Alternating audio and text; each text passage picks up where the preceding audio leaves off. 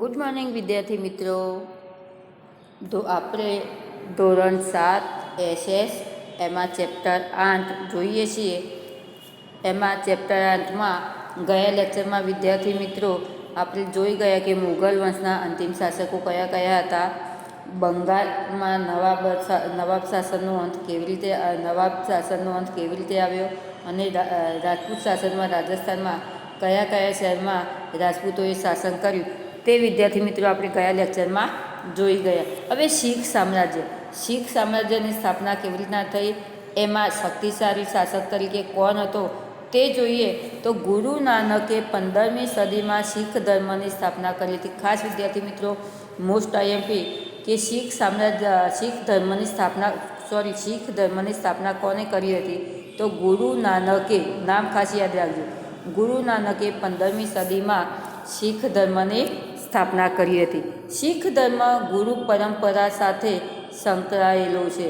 એમ તે શીખ ધર્મ છે એ ગુરુ પરંપરા સાથે, એટલે કે ગુરુઓનો આદર કેવી રીતના કરવો, માન સન્માન કેવી રીતના રાખવું, તો શીખ ધર્મ છે એ ગુરુ પરંપરા સાથે સંકળાયેલો છે. જેમાં 10 ગુરુઓ થયા. તો એમ તે જે ગુરુ ધર્મમાં પરંપરા સાથે સંકળાયેલો છે, તો શીખ ધર્મમાં કેટલા ગુરુઓ થયા? 10 ગુરુઓ થઈ ગયા છે. આ 10માં ગુરુ ગોવિંદસિંહે શીખોને એકતાના તાંત્રે બાંધી શીખ રાજ્યની સ્થાપના કરી હતી. તો અહીંયા ગુરુ નાનક સાંભળી લેજો વિદ્યાર્થી મિત્રો. ગુરુ નાનકે 15મી સદીમાં શીખ ધર્મની સ્થાપના કરી.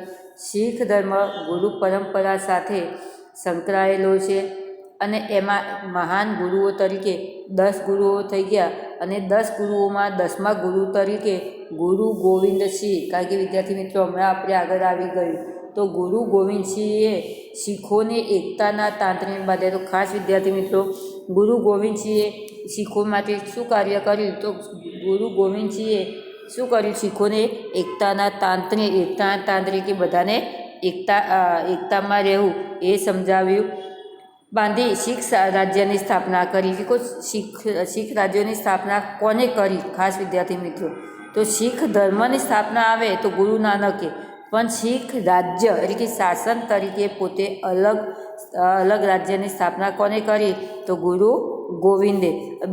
બધા શીખોને એક કર્યા અને પોતે પોતાના રાજ્યની સ્થાપના કરીને શાસન કરવા લાગ્યા. ગુરુ ગોવિંદસિંહ પછી બંદા બહાદુરે મુઘલ સામ્રાજ્ય વિરુદ્ધ ભયંકર વિદ્રોહ કર્યો. જો કારણ કે આપણે આગળ આવી ગયું છે કે ગુરુ ગોવિંદસિંહના મૃત્યુ બાદ શીખ સરદાર બંદા બહાદુરે મુઘલ સામ્રાજ્યનો વિરોધ કર્યો. કારણ કે આગળ આપણે વિદ્યાર્થી મિત્રો જોઈ ગયા, તો ગુરુ ગોવિંદસિંહ જે છે એના મૃત્યુ પછી બંદા બહાદુર નામ જ છે વિદ્યાર્થી મિત્રો એ પણ.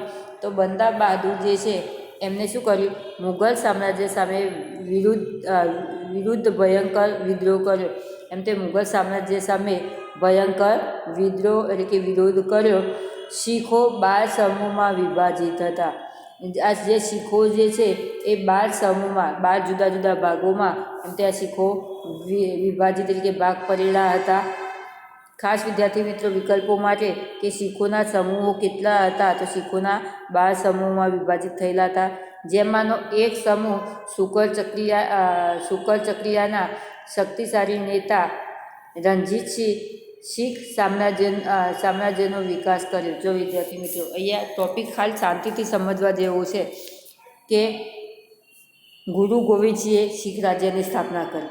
ગુરુ ગોવિંદસિંહના મૃત્યુ બાદ બંદા બહાદુરે મુઘલ સામ્રાજ્યનો વિરોધ કર્યો.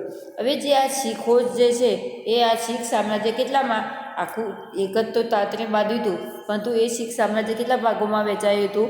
12 ભાગોમાં વેચાયું હતું. તો 12 ભાગોમાં વેચાયું હતું. એમાંના 12 ભાગોમાં 12 ભાગોના સમૂહમાં વેચાયું હતું.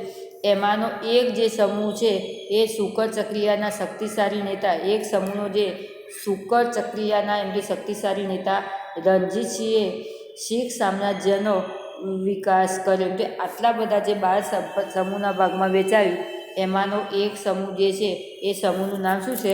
શુકર ચક્રિયા. તો આ જે શુકર ચક્રિયા છે એના નેતા કોણ હતા? રણજીતસિંહ. તો આ રણજીતસિંહ શું હતા કે બરાબર શક્તિશાળી, બહાદુર અને હોશિયાર નેતા હતા. કારણ કે રણજીતસિંહનું નામ તમારે 8મા ધોરણમાં ફરીથી આવશે કે અંગ્રેજો સામે એ લોકો કેવી રીતના અંગ્રેજો સામે રણજીતસિંહ કેવી રીતે વિરોધ કરે છે અને અંગ્રેજો રણજીતસિંહથી કેવા ડરતા હતા. તો રણજીતસિંહ એમ તે શીખ સામ્રાજ્યનો શું કરે છે? વિકાસ કરે છે. તેમણે લાહોર અને અમૃતસર પર વિજય મેળવ્યો. તો આ રણજીતસિંહે શું કર્યું? લાહોર અને અમૃતસર પર પણ તેમણે વિજય પ્રાપ્ત કર્યો. તેમણે કાશ્મીર, પેશાવર, મુલતાનનો વિજય કરી શીખ સામ્રાજ્યનો વિસ્તાર વધાર્યો. તો પરીક્ષામાં તમારે પ્રશ્ન વિદ્યાર્થી મિત્રો આવે કે રણજીતસિંહે કયા કયા રાજ્યો ઉપર વિજય પ્રાપ્ત કરી અને શીખ સામ્રાજ્યનો વિકાસ કર્યો? તો રણજીતસિંહે પહેલાં લાહોર અને અમૃતસર એના પર વિજય પ્રાપ્ત કર્યો. ત્યારબાદ કાશ્મીર, પેશાવર અને મુલતાનો આ રાજ્યો પર પણ એમણે વિજય પ્રાપ્ત કરી અને શીખ સામ્રાજ્યનો વિશાળ વિસ્તાર કર્યો. તેમના લશ્કરમાં યુરોપિયન સેનાપતિઓ અને સૈનિકો હતા. તો આ રણજીતસિંહે શું કર્યું? પોતાનો વિસ્તાર વધાર્યો અને એમના લશ્કરમાં જે સૈનિકો હોય તો એમના લશ્કરના જે સૈનિકો અને સેનાપતિઓ હતા એમાં યુરોપિયન, બહારની જે યુરોપિયનની પ્રજા છે એના સેનાપતિઓ અને સૈનિકો પણ આ રણજીતસિંહે બનાવ્યા હતા કે એમનું સૈન્ય પણ એક મજબૂત શક્તિશાળી સૈન્ય હતું. તેઓએ તેમના સૈન્યને યુરોપના સૈન્યની જેમ અતિ આધુનિક બનાવ્યું હતું. તો આ રણજીતસિંહ છે એમને કારણ કે એમને શું કર્યું હતું? યુરોપના સેનાપતિ અને સૈનિકો અહીંયા લાવ્યા હતા અને યુરોપમાં સૈન્યની જેમ અતિ આધુનિકતા એટલે કે યુરોપમાં કારણ કે બીજા દેશોમાં વધારે પડતી શોધો થઈ અને વધારે પડતું આધુનિકતા હતી. તો અહીંયા રણજીતસિંહે પણ શું કર્યું કે પોતાના સૈનિકોને અતિ આધુનિક બનાવ્યું, કે વધારે પડતું આધુનિક બનાવ્યું, એટલે કે મોડર્ન બનાવ્યું. લાહોરમાં તેમણે તોપ બનાવવાનું કારખાનું સ્થાપ્યું હતું. ખાસ વિદ્યાર્થી મિત્રો કે રણજીતસિંહે તોપ બનાવવાનું કારખાનું કઈ જગ્યાએ નાખ્યું હતું? કાં તો રણજીતસિંહે કયું કારખાનું બનાવ્યું હતું? તો રણજીતસિંહે લાહોરમાં તોપો બનાવવાનું કારખાનું નાખ્યું હતું. તેઓ ધાર્મિક રીતે ઉદાર હતા. રણજીતસિંહ આમ શક્તિશાળી, હોશિયાર, બુદ્ધિશાળી તો હતા જ, પરંતુ ધાર્મિક રીતે પણ એટલા ઉદાર પણ હતા કે ઉદાર ભાવના પણ હતી. જોકે તેમના મૃત્યુ બાદ અંગ્રેજોએ ઈસવીસન 1849માં શીખ સામ્રાજ્યને બ્રિટિશ સામ્રાજ્યમાં ભેળવી દીધું. જો રણજીતસિંહ હતા, કારણ કે તમારા 8મા ધોરણમાં પણ ટોપિક આવે છે કે જ્યાં સુધી રણજીતસિંહ હતા ત્યાં સુધી અંગ્રેજોએ પંજાબ સામે નજર કરી નહોતી. પરંતુ રણજીતસિંહનું જ્યારે મૃત્યુ થાય છે ત્યારબાદ અંગ્રેજોએ શીખોનું જે સામ્રાજ્ય છે એ સામ્રાજ્ય એટલે કે શીખોને હરાવી એમનું જે સામ્રાજ્ય છે એને બ્રિટિશ સામ્રાજ્યમાં ભેળવી દીધું. કે એમને શું કર્યું કે પોતાની જે સત્તા હતી એ સત્તામાં એમને લઈ લીધું. હવે મરાઠા સામ્રાજ્ય કેવી રીતના થાય છે? તો જો વિદ્યાર્થી મિત્રો કે 17મી સદીના મહાન શાસકોમાં છત્રપતિ શિવાજી અગ્રસ્થાને છે. કારણ કે છત્રપતિ શિવાજીનું તો વિદ્યાર્થી મિત્રો તમે નામ સાંભળ્યું છે. તો એમ તે મરાઠાઓમાં શીખમાં સૌથી વધારે બહાદુર હોય તો કોણ આવે છે? રણજીતસિંહ. જ્યારે મરાઠાઓમાં વધારે શક્તિશાળી હોય તો કોણ આવે છે? છત્રપતિ શિવાજી. તો 17મી સદીના મહાન શાસકોમાં છત્રપતિ શિવાજી છે એ અગ્રસ્થાને છે, એટલે કે સૌથી મુખ્ય ગણાય છે. બીજાપુરના સુલતાન, મુઘલ સમ્રાટ ઔરંગઝેબ, પોર્ટુગીઝો વગેરેને હંફાવીને શિવાજીએ એક સ્વતંત્ર રાજ્યનું નિર્માણ કર્યું હતું. તો અહીંયા મરાઠા રાજ્યની સ્થાપના કેવી રીતના કરી હતી કે છત્રપતિએ શું કર્યું હતું? બીજાપુરનો જે સુલતાન છે એને હરાવ્યો, એટલે કે બીજાપુરના સુલતાનને, અને મુઘલ સામ્રાજ્યનો ઔરંગઝેબ છે તે ઔરંગઝેબને હરાવ્યો. પોર્ટુગીઝો, કારણ કે વિદેશી પ્રજા છે પોર્ટુગીઝો, તો પોર્ટુગીઝો વગેરેને હંફાવી, એટલે કે વગેરેને હરાવી શિવાજીએ એક સ્વતંત્ર રાજ્યનું નિર્માણ કર્યું. એટલે કે આ બધા જે ભેગા રાજ્યો હતા આજુબાજુના, તો આ બધા જે રાજ્યો છે એ રાજ્યોને શિવાજીએ શું કર્યું? હરાવી દીધા. તો ખાસ વિદ્યાર્થી મિત્રો 17મી સદીના મહાન શાસકોમાં છત્રપતિ શિવાજી સૌથી અગ્રસ્થાને છે. તેમને બીજાપુરના સુલતાન, મુઘલ સમ્રાટ ઔરંગઝેબ અને પોર્ટુગીઝો આ બધાને હરાવી અને પોતાના મરાઠા રાજ્યનું એક સ્વતંત્ર રાજ્ય નિર્માણ કર્યું. છત્રપતિ શિવાજી મહારાજના નેતૃત્વ હેઠળ મરાઠાઓએ દખ્ખનમાં છાપામાર યુદ્ધ પદ્ધતિ અપનાવી હતી. તો ખાસ વિદ્યાર્થી મિત્રો કે છત્રપતિ શિવાજી મરાઠાના નેતૃત્વ હેઠળ એટલે કે છત્રપતિ શિવાજીના નેતૃત્વ એટલે કે આગેવાની હેઠળ મરાઠાઓમાં દખ્ખન એટલે કે દક્ષિણ ભાગમાં છાપામાર યુદ્ધ પદ્ધતિ કોને કહેવાય કે ઓચિંતા નહીં એમ તે સીધું યુદ્ધ કરવું એને છાપામાર યુદ્ધ પદ્ધતિ કહેવાય. તો છત્રપતિ શિવાજીએ પોતાના જે મરાઠાઓ છે એ મરાઠાઓને છાપામાર યુદ્ધ પદ્ધતિ અપનાવડાવી હતી. તેમને સ્વતંત્ર રાજ્ય માટે કુશળ, કાર્યક્ષમ અને પ્રજાહિતકારી શાસનતંત્રની સ્થાપના કરી. તો ખાસ વિદ્યાર્થી મિત્રો છત્રપતિ શિવાજીએ કઈ યુદ્ધ પદ્ધતિ મરાઠાઓ પાસે અપનાવડાવી હતી? તો છાપામાર યુદ્ધ પદ્ધતિ. તેમને પોતાનું સ્વતંત્ર રાજ્ય માટે એમ તે કુશળ, કાર્યક્ષમ અને પ્રજાહિતકારી એમ તે શાસનતંત્રની પણ સ્થાપના કરી. આ સિદ્ધિઓની સાથે શિવાજીનું ઉચ્ચ ચારિત્ર અને ઉદાર નીતિઓ પણ સામેલ હતી.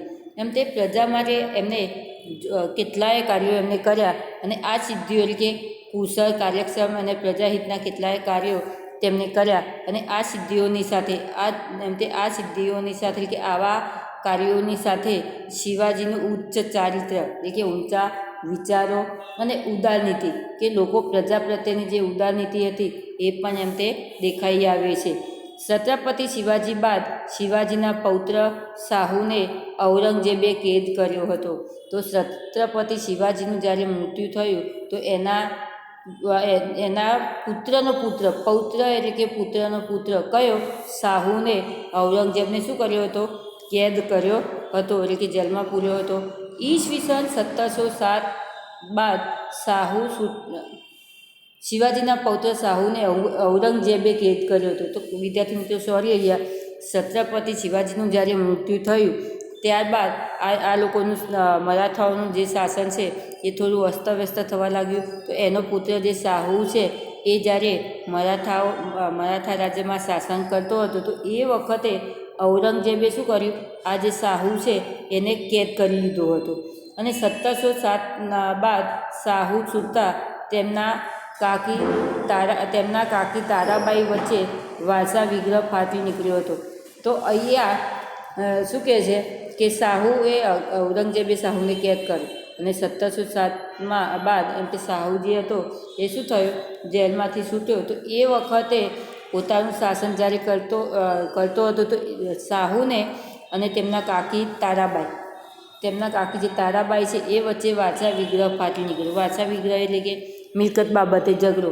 તો અહીંયા શાહુ અને તેના કાકી જે તારાબાઈ છે એ બંને જણ વચ્ચે શું થયું? અંદર વારસા વિગ્રહ માટે થોડો ઝઘડો થયો. શાહુ સાથે સંકળાયેલ પેશવા બાલાજી વિશ્વનાથે શાહુને વિજય અપાવ્યો. હવે કાકી તારાબાઈ વચ્ચેનો વારસા વિગ્રહ થયો. આના કારણે બીજા જે રાજ્યો છે એ શાહુ પર શું કરવા લાગ્યા? આક્રમણ કરવા લાગ્યા. તો આક્રમણ જ્યારે કરવા લાગ્યા તો એ વખતે આ શાહુ સાથે સંકળાયેલ કે શાહુ સાથે જે જોડાયેલ પેશવા બાલાજી વિશ્વનાથ એમ તે શાહુ સાથે જે બેઠક હતી અને એમની સાથે જે મિત્રતા હતી તો એની સાથે મિત્રતા ધરાવનાર પેશવા બાલાજી વિશ્વનાથે શું કર્યું? શાહુને વિજય અપાવ્યો. તેમના સમયથી જ મરાઠા રાજ્યોમાં પેશવા પ્રથાની શરૂઆત થઈ. તો અહીંયા એમ તે પેશવા પ્રથાની શરૂઆત કેવી રીતે થઈ? વિદ્યાર્થી મિત્રો આવો તમારે પ્રશ્ન આવે કે પેશવા પ્રથાની શરૂઆત કેવી રીતે થઈ? તો શાહુ અને તેમના કાકી તારાબાઈ વચ્ચે વારસા વિગ્રહ થયો. આના કારણે બીજા રાજ્યો શાહુ સાથે આક્રમણ કરવા લાગ્યા અને શાહુ સાથે જ્યારે આક્રમણ થવા લાગ્યું એ વખતે પેશવા બાલાજી વિશ્વનાથ છે એ વિશ્વનાથે શાહુને શું કર્યો? ટેકો આપી અને વિજય અપાવ્યો. અને તેમના સમયથી મરાઠા રાજ્યમાં એમ તે પેશવા પ્રથાની શરૂઆત થઈ. તો પેશવા પ્રથાની શરૂઆત કેવી રીતે થઈ એ તમારા માટે મોસ્ટ આઈએમપી પ્રશ્ન રહેશે. બાલાજી વિશ્વનાથ પ્રથમ પેશવા હતા. તેમણે મરાઠા રાજ્યનો વિકાસ કરી તમામ સત્તા પોતાના હાથમાં લઈ લીધી હતી. તો બાલાજી વિશ્વનાથ શું છે? પ્રથમ પેશવા હતા. કારણ કે પ્રથમ પેશવા તરીકે બાલાજી વિશ્વનાથ તેમણે મરાઠા રાજ્યનો વિકાસ કરી મરાઠા રાજ્યને કોના સમયમાં? શાહુના સમયમાં મરાઠા રાજ્યને વિજય અપાવી અને મરાઠા રાજ્યનો વિકાસ કરી અને તમામ સત્તા પોતાના હાથમાં લઈ લીધી. ઈસવીસન 1720માં તેમનું અવસાન થતાં તેમના પુત્ર બાજીરાવ પહેલા પેશવા બન્યા. તો બાલાજી વિશ્વનાથે એમ તે મરાઠા રાજ્યોને શું કર્યું?